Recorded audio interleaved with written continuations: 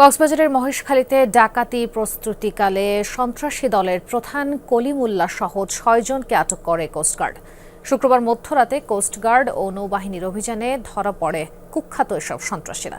দীর্ঘদিন ধরে মহেশখালী এলাকায় চাঁদাবাজি, জমি দখল সহ বিভিন্ন অপরাধ কর্মকাণ্ডে লিপ্ত ছিল তারা।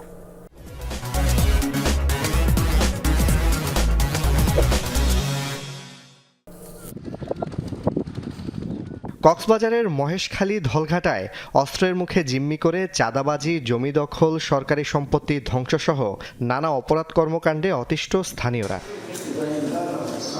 শুক্রবার রাতে সেখানে অভিযান চালিয়ে মূল অভিযুক্ত কলিমুল্লাহ বাহিনীর প্রধানসহ ৬ জনকে গ্রেফতার করে কোস্টগার্ড ও নৌবাহিনী। উদ্ধার করা হয় অস্ত্র, গুলি ও নগদ টাকা। আমরা যাদেরকে পেয়েছি আমরা তাদেরকে ধরেছি। আরও যদি থাকে এই বিষয়ে আমাদের খতিয়ে দেখতে হবে।